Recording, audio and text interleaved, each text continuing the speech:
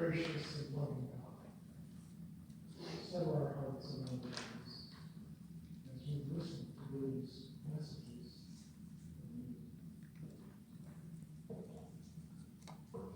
As it always happens at this time of year, life quickens, not only for us, but for Mary, as she has discovered that she's with child. She hastens to visit her elderly cousin, Elizabeth. And upon their meeting, the unborn child that Elizabeth is carrying leaps for joy. And the Holy Spirit fills her with a joyous proclamation of faith, to which Mary also responds with her own song of joyous faith, prompting all of those who might hear them to embrace their salvation. These are stories, amazing stories, that God uses an older woman who is unable to bear children, and a young girl just coming of age, to bring these joyous messages of the birth of the Messiah into the world.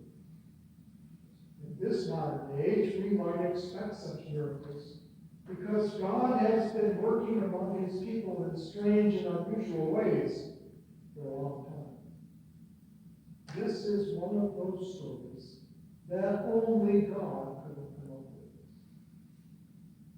Our text for this morning is about these two women who come together to tell their stories.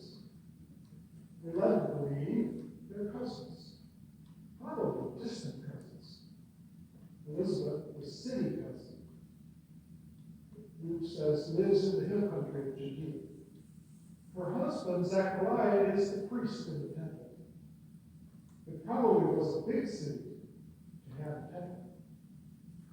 Many of us Jerusalem are close to Jerusalem.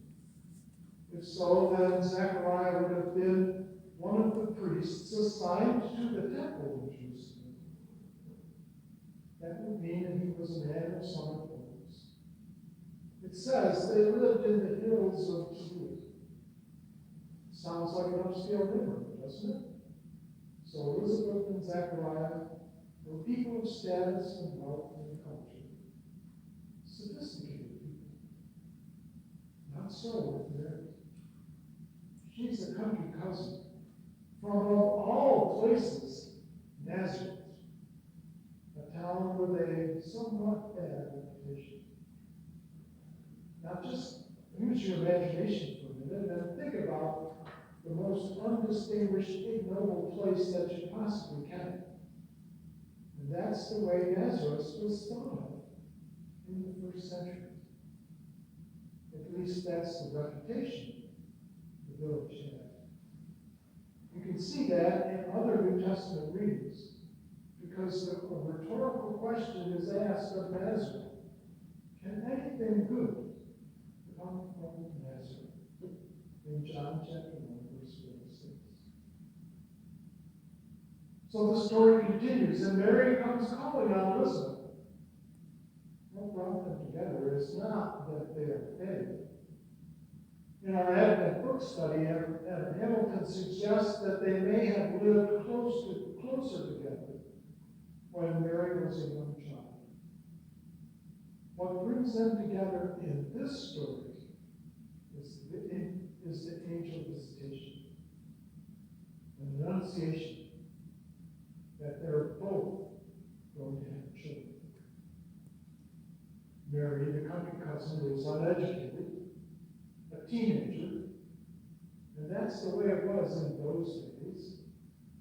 Betrothed to a carpenter in her village, a man undoubtedly a lot older than she was. That was the way it was back then. And now she's pregnant, miraculously. The text says that Mary was greatly troubled by all of this, and I would imagine so. Who would understand? How could she ever explain the situation to anyone? Then she remembers her older cousin. who lives far away in the city. Her husband, she recalls, is a priest in the temple.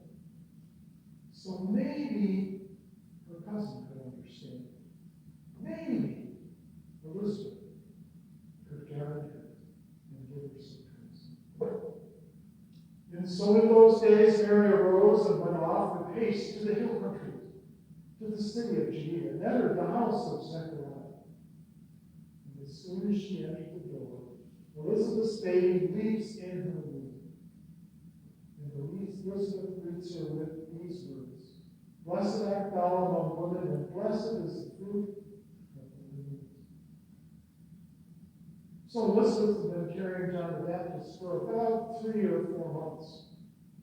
And even as an unborn child, the baby recognizes who Jesus is. And he leaps in his mother's womb.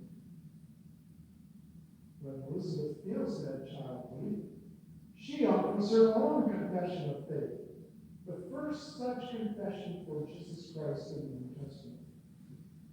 And why has this happened to me? That the mother of my Lord comes to me. In verse 14. I tell you that only God can come up with such drama as we see here in the stories of Mary and Elizabeth. And right now, John begins his mission to prepare the way of the Lord. So Elizabeth, the socially superior and culturally sophisticated and economically advantaged one, defers to the simple, uneducated, uncultured, poor Mary. Elizabeth listens to Mary's story, and she rejoices. And then she tells the woman her story. And afterward, I would imagine they wept, and they laughed. Maybe they danced. But they were amazed that God would reveal himself in such an unpredictable way. Our psalter this morning is Mary's song of praise for what the Lord has done with her. She sings her Magnificat after visiting Elizabeth, perhaps because of the joy she felt while she was there with her cousin, because they were both experiencing the same feelings and experience conditions. Mary proclaims that God is the real power in the world, and God favors the lowly. Her personal experience is an example of God's pattern among humans. Mary proclaims that the Lord will fill the hungry. That's a promise that Jesus will make later in the week. And Mary believes that the mighty will be brought low and the lowly lifted up by the Lord. Again, Jesus will warn the mighty that God's judgment is coming later in Luke's gospel. Mary prays that Israel might receive God's mercy, just like she has, because of God's promises to the children of Abraham and Jacob. The Magnificat contains many of the repeated themes that we find throughout Luke's gospel. Luke wants us to see that Christmas is not about only the birth of Jesus. It's also about the faith of his mother, Mary. And it's about what has happened or what could happen to billions of people in our world who are just like Mary, chosen from among the unnoticed masses to do God's work, even though we look away. Mary, the mother of Jesus, is just another poor girl. When the angel came to her and pronounced her to be the mother of the Savior of the world, she was one of those poor, uneducated girls from Nazareth. But she's not pictured that way in modern religious life. We don't see that on many Christmas cards. She's pictured on Christmas cards according to the image that the church has created for her. with doctrines about her exalted status as the mother of Jesus. But when you read Luke, as you read what it says about her, Luke hits us with this revelation. He didn't want to tell the story. He did not have to tell the story the way he did. He didn't have to mention that she was from Nazareth, the disreputable place. He didn't have to tell us that she was among the poor. He didn't have to tell us that when Mary and Joseph went to Bethlehem, they were told to sleep with the animals, because that's where the poor would have to sleep.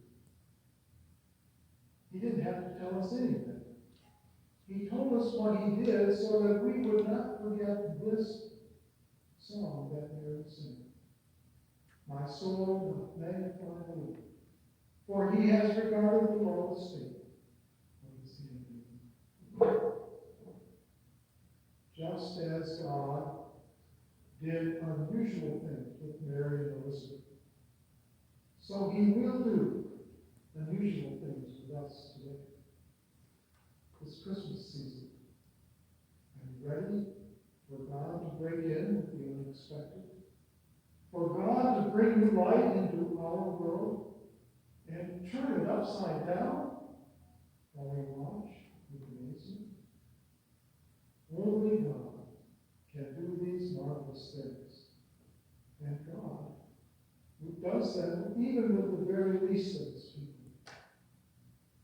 So thanks be to our miracle-working God, who with his Son and the Holy Spirit can change the world with anyone he wants at any moment of his choosing.